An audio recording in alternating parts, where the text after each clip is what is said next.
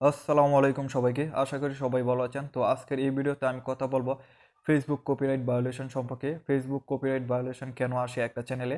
তো সেই সম্পর্কে আজকে আমি এই ভিডিওতে কথা বলব।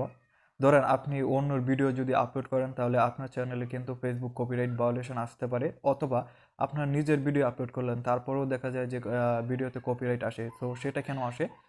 আপনি যখন ভিডিওতে কোনো ব্যাকগ্রাউন্ড মিউজিক ইউজ করেন তো সেটার ফলে কিন্তু কপিরাইট ভায়োলেশন আসে। সো কপিরাইট ভায়োলেশন কিন্তু একটা চ্যানেলের জন্য খুব একটা ভালো দিক না। তো কপিরাইট ভায়োলেশন আসলে কিন্তু আপনার চ্যানেলটাকে ব্যান করে দিতে পারে, অথবা আপনার চ্যানেলটাকে দিন দিন ইমপ্রেশন, ভিউজ, এঙ্গেজমেন্ট তো এগুলো কিন্তু কমে যাবে, এবং আপনার চ্যানেলের দিন দিন কিন্তু সেটা অনেক ডাউন হয়ে যাবে। ফলে আপনার চ্যানেলে আর কোনো দেখা যাবে যে পরবর্তীতে আপনি অনেক ভিডিও আপলোড করবেন, তো সেই ভিডিওতে কিন্তু আর ভিউজ হবে না। তো এর কারণ হচ্ছে আপনার চ্যানেলের ভিডিওগুলোকে আর মানুষের কাছে ফেসবুকের গাইডলাইন্স অনুযায়ী আপনার ভিডিওটাকে আর মানুষের কাছে প্রমোট করবে না। ফলে দেখা যাবে যে আপনার ভিডিওতে আর ভিউজ আসবে না।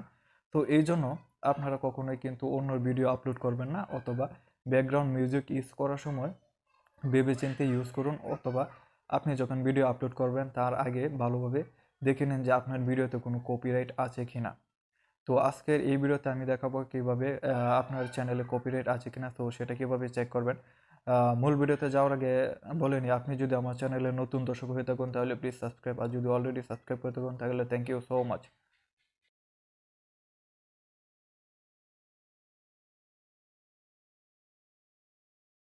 ফেসবুকের কপিরাইট ভায়োলেশন কিভাবে চেক করবেন? সো প্রথমে চলে যাবেন আপনার ফেসবুক আইডিতে। সো এখানে থ্রি ডট আইকনে ক্লিক করবেন।